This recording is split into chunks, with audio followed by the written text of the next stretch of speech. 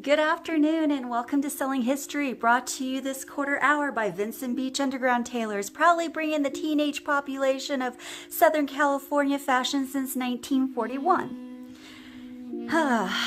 Los Angeles is a city that has a rich and deep history that goes unmentioned in most discussions of major progressive eras in the United States. In the spring of 1943, the worst riot in LA's history erupted between American servicemen and Mexican-American teenagers. This vital information gripped the nation with false narratives of pachucos that painted the zoot suit-wearing youth populace as dangerous juvenile delinquents who were un-American and unpatriotic.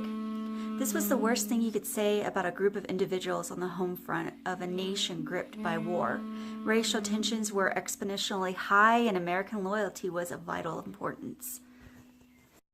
Okay, so during the springtime months of May and early June of 1943, riots in LA consumed the streets and spread rapidly throughout this entire Southern California coastline. Young citizens were beaten and stripped solely to the fact these individuals were wearing style of clothing and their heritage was un-American.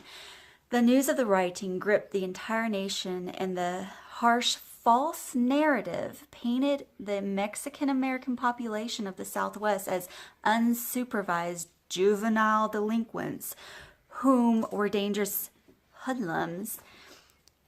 The following are first-hand accounts of the chose that mars the history of the City of Angels. So my buddy Marco was coming out of the cantina the other day, and he had him and his lady. He dressed up all snazz like all of us other pachucos, but he some sailor came out and roughed him up a little bit. Said he was un-American for wearing the clothes that he wears. Un-American? Hell, we were here first.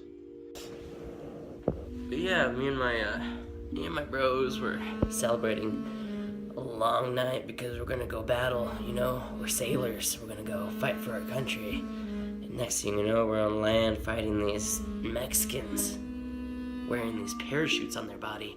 It's like they came from the sky.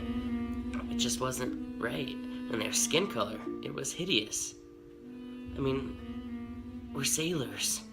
Just a bunch of white boys trying to have a good time before we go off to war. Well, them sailors just sad because they cut down on so much of their material. They look like they're wearing rags. But we ain't. We looking good for our ladies, for our senoritas. Who wears pants up to your chest? No American does that, okay? So those white men and women didn't like us because we defied the gender norms that they believed to be true, and we were just like, well, whatever, we're just gonna do what we want anyway. And sure, we partied and got into fights and whatever, but we didn't murder anybody. They all thought that we were bad girls and murdered people, and we're telling everybody that we were packing on the streets, but we weren't. We were just hanging out, and still we found ourselves in the women's penitentiary doing time. And then even when we got out, there we were, just wards of the state until we were 21. The girls broke down barriers and began to become independent. The boys dressed themselves in stylish suits that displayed an aura of wealth and pride. The youth population began to take pride in themselves and formed close bonds within their communities. Okay, so the racial tension in Los Angeles continued to grow because you had sailors and Marines who were based on the coastline in California, and they were young and just coming out of basic training, and they had different viewpoints, different backgrounds, and they would see these zoot suiters and think they were disrespectful. So today I had some police come over and talk to me. I guess last Thursday, what is that, June 3rd, some of my Pachuco friends beat the crap out of some sailors, and they deserved it.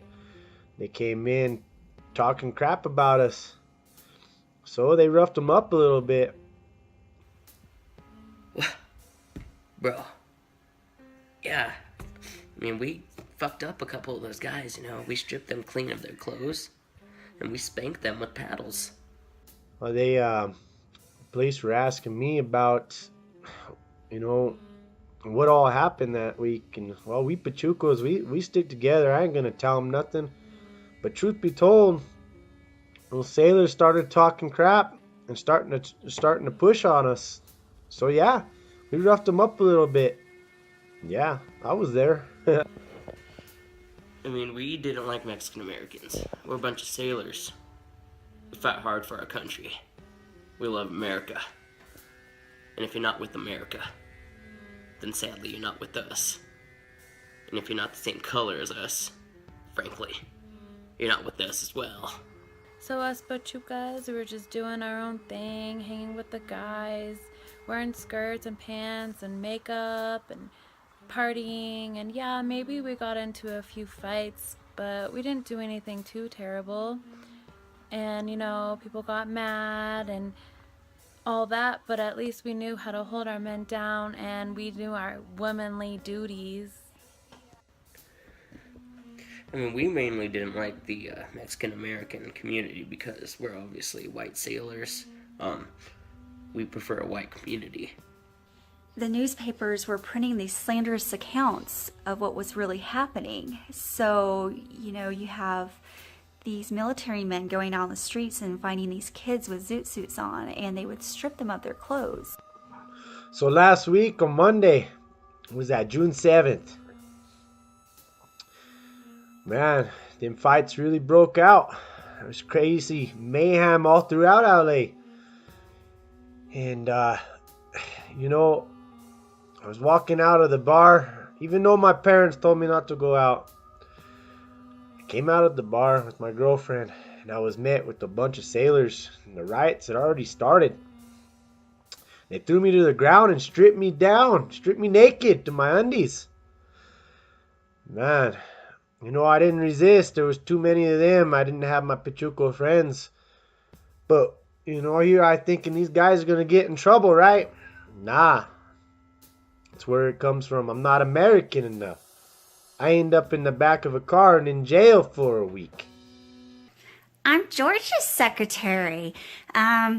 Yeah, George worked the Sleepy Lagoon case. That was an awful case for him. There were 7 lawyers, and their degree of experience is all different. You know, some of those boys had money to pay for lawyers, but most of them didn't. So they got public defenders who had several other cases. And, they had a horrible judge. His name was Charles Frickley. Yeah, he was known to be hard. And, 22 defendants and 66 counts. You know, Judge Frickley wouldn't let those boys clean up before the trial. They had to wear their zoot suits, and they weren't allowed to get showers. And their hair was a mess. So the jury just saw them as punks, dirty kids. It's just hard. My parents don't think that I'm Spanish enough or Mexican enough. And, America don't think I'm American enough. Whatever. Eleanor Roosevelt, she's a smart lady. She says that this is all a race problem, which people don't want to believe. But it is. Nobody wants to believe it. But race is involved. So Tuesday, she told all the sailors and Marines that went out and roughed up us Pachucos that they weren't allowed in town no more. They had to stay on the base. Well, that's nice and all, but I still don't think my friends are going to get a fair trial. Ain't nothing going to change. The Zoot Suit riots of 1943 mark a forgotten piece of civil rights history. Mexican segregation, unfair trials, and social injustice are just too important not to be remembered. The racism that was deep-seated in this region is never mentioned next to its counterpart of the South. But these riots marked the beginning of youth subcultures in the United States. The Batucos of Los Angeles paved the way for teenagers in the 1960s to change the face of our nation.